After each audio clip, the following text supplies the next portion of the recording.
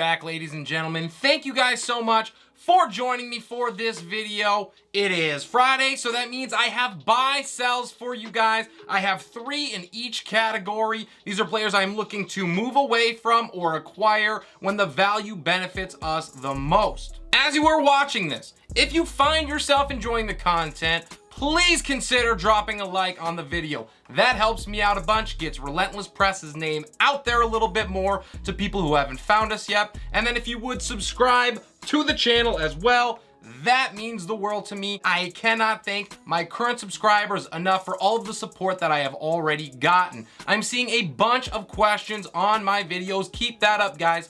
I love answering you guys to help you out. And the back and forth that we have is how we all get better.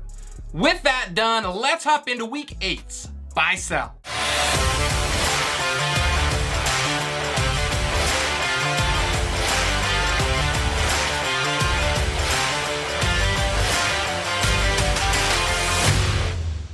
I am going to start with my buys, and the first one I have is James Conner. Buying injured players is usually not a good idea, so I'm going to start with that. You can see my failures on both J.K. Dobbins and Cam Akers for proof, but thankfully the injury to Conner is of the rib variety, and it should not linger once he is back in action. Now, any injury is not a good one. However, I'd much rather have it be a rib issue than one of the leg variety. My case for buying Conner is pretty similar to the one that I had just a couple weeks ago when I was telling you to buy Kyler Murray. I expect this Arizona offense to get better down the stretch. We already saw glimpses of that last week on that Thursday night game. We know what peak Conner can do. He finished as the RB7 overall last year, and he did not fall into the end zone 15 times in that season by accident. That upside is exactly what we are chasing. Now, I am pretty sure we are not going to see that type of return this season. Seems outside the realm of possibilities. However, we do not need to in order to hit on this buy. DeAndre Hopkins changes the Cardinals' offensive dynamic. That will allow Conner more room. He is going to benefit greatly from it. We start with that. We also know that he is the goal line back in this offense, and he catches passes out of the backfield as well. These are 2 of the places you get the most points from in fantasy football. They're extremely valuable, and they give him a solid floor and some touchdown upside. In his 3 healthy games so far this season, small sample size, mind you, but it is all we have, he's got 38 carries and 11 receptions. I am going to take 16 touches or more in an ascending offense on any day, especially when there is no real threat to his job. Sorry, Eno Benjamin.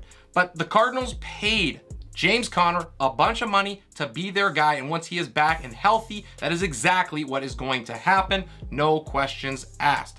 Now, the best part about buying Conner is his current price. It is likely that the owner has either forgotten about him entirely by now, or they're just sick of him sitting on his bench doing absolutely nothing. You should be able to get him at a bargain price. He's currently the RB41. I would gladly sell someone like A.J. Dillon or Brian Robinson Jr., who has flashed of late, for him. If you are able to, go get yourself the cheapest RB2 available and enjoy the payoff. The next buy that I have is Dalton Schultz, who I was a big fan of to start the season, but things have certainly not worked out for him to this point. He has been banged up, Dak has been out, and Dallas has reverted to a pretty run-heavy offense while trying to stay afloat. That is going to change as we get further into the season. Dak is going to get more comfortable in this offense, Schultz is going to get healthier, and a return to form is going to mean the second half resurgence for this connection when Schultz was a tight end 3 with it last year.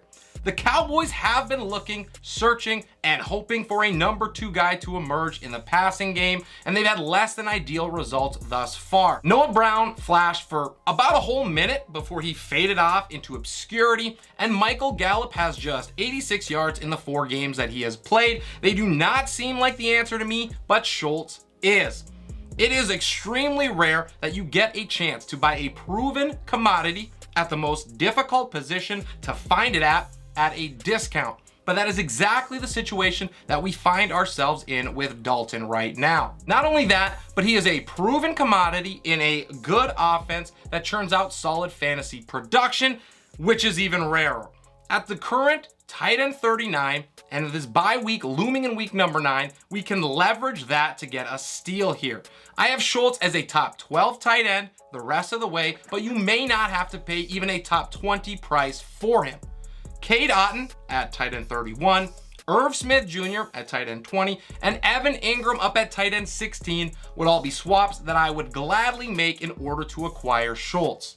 Get a deal done before last week's performance becomes more of the norm and he is out of your price range. My last buy in week number 8 is Devin Singletary. Meet the cheapest upside on the market right now at the running back position, ladies and gentlemen. I was not a believer coming into the year.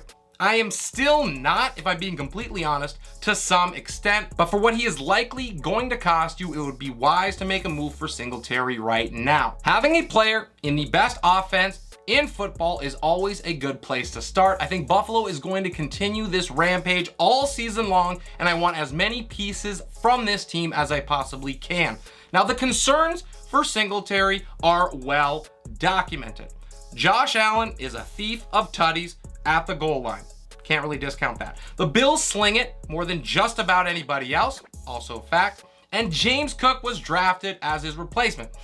Yada, yada, yada. I know all of this pretty well because I have been one of those people more or less throughout the course of the season.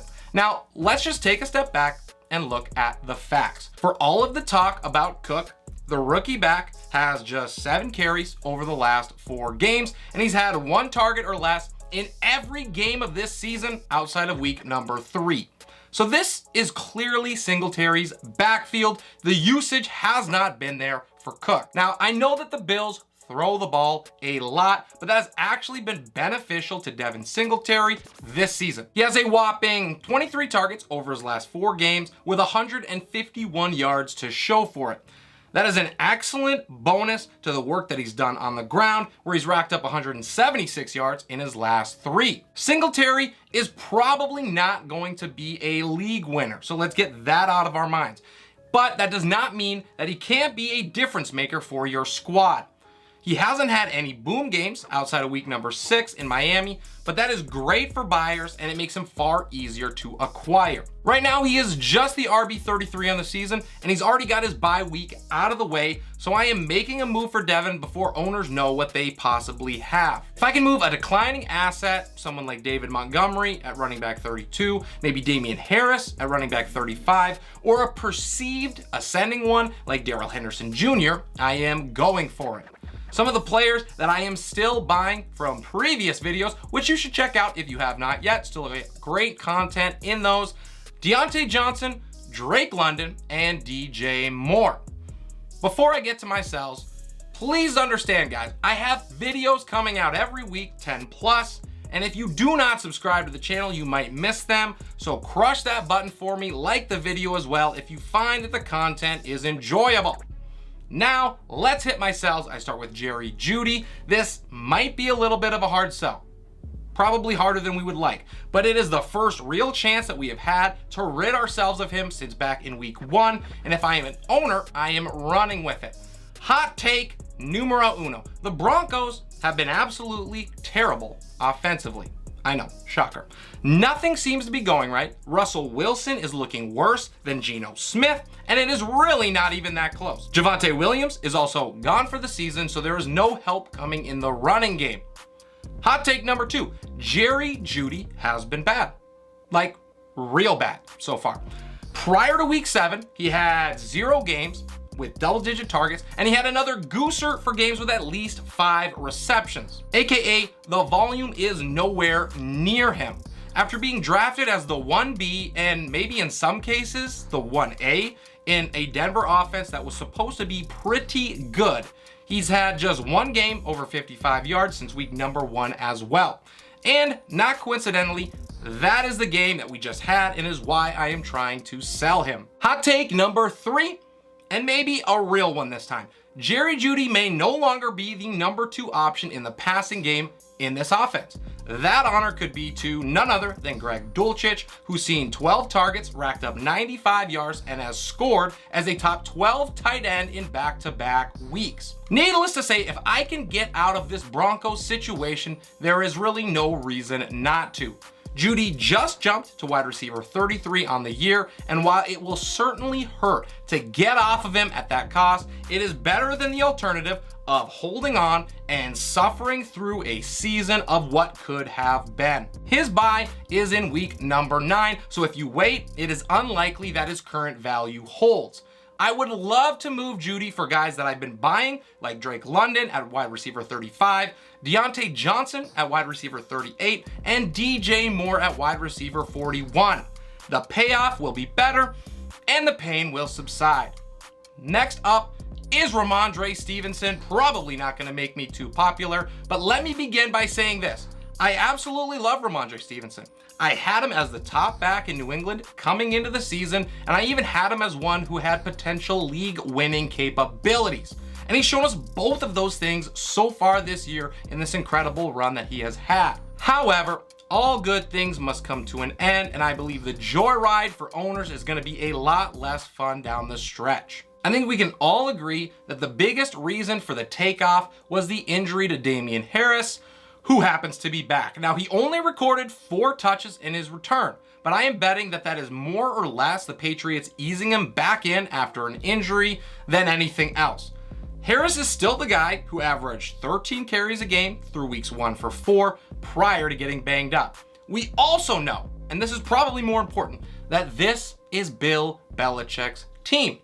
And wild old Bill is going to do whatever he feels like, whenever he feels like it, and there's not going to be anyone asking questions about it. And oftentimes, over the course of a decade, that has meant that the game plan is going to change dramatically from week to week, as do the running backs. If you are holding Stevenson, that means that you are betting he remains the lead back all year long with the insane usage that he has had, and that is not a bet I am willing to make. If I had to guess, he is still going to have his boom weeks, but he's also going to have those weeks where he plays second fiddle to the hot hand in Damian Harris. And as the current running back 9, there are just too many other options other than Stevenson that do not carry the risk that he does. If I can pull an underperforming player like Joe Mixon at running back 11 or Dalvin Cook at running back 16 in a swap, I am going for the player in the elite offense with the guaranteed touches.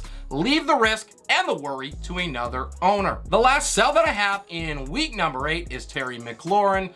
And having him on this list kind of seems a little odd, maybe a little counterintuitive. He has a good connection with Taylor Heineke, and that is showcased in their first game back together. McLaurin posted 9 targets, 5 catches, 73 yards, and a score. So while it seems like the perfect time to hold, I humbly disagree, and this is why. Prior to his solid outing against the Pack, McLaurin had been stumbling his way through a year with just a single finish inside the top 25, and that occurred all the way back in week number 3. He is yet to see a single game with double-digit targets, and more than half of his games thus far, he's registered 6 looks or less. The reasoning here is simple. There are more mouths to feed for Washington's playmakers on the outside. Curtis Samuel is finally healthy. He has re-emerged as a solid threat. Samuel already has 2 games this season with double-digit targets himself, and he is wide receiver 24 on the year, which is just 1 spot behind McLaurin.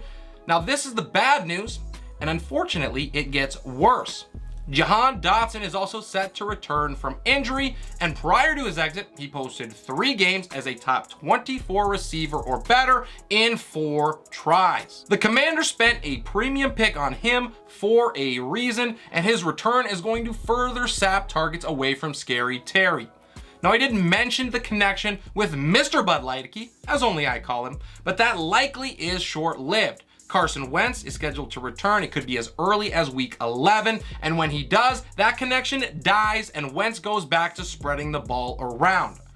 If that was all I had, I'd probably still expect you to sell, but allow me to give you one final push. Washington's schedule is absolutely brutal down the stretch for wide receivers. McLaurin is likely going to be shadowed by Stephon Gilmore this week. He has still got it. And if Terry bombs against the Colts, his current price is going to go down with him. Then in weeks 10 to 16, he has an even tougher stretch with matchups against Philly, San Francisco, and the Giants, who are currently the third best defense against wide receivers, mind you. He gets them twice. Two of those matchups happen to be in the fantasy playoffs when you need production the most and the room for error is smallest. That is not a risk that I am willing to make. I am not sure that his current value gets any higher, but I do think that it could drop off and do that fairly quickly, and that is exactly why you are selling him. At wide receiver 23, with his name value, you should be able to pull another solid wide receiver 2 with less risk, more upside, and in a better situation. If someone is panicking after the down game and then a quarterback swap for Michael Pittman, who's currently wide receiver 21, or they dislike the consistency that they have seen from Devonta Smith at wide receiver 28, those are both smash swaps that I would do in an instant. Also, you know I love me some Gabe Davis. He's wide receiver 26, and if you find a way to pull that off, you are stealing gold. Some of the players I am still selling from previous videos are Ezekiel Elliott, hashtag free Tony Pollard, Tyler Higbee, Juju Smith-Schuster, and Darrell Henderson. And that is everything for today's video. Really hope you guys enjoyed the content. Hope this was useful and informative to you. Let me know what you thought about the moves. Drop your trades down below as well. I love to be able to help you guys out. Make sure you smash the like button for me and subscribe to the channel as well. Both of those things are very appreciated. This is Relentless Press. I am your host, Abriam Opatz, and I will see you next time.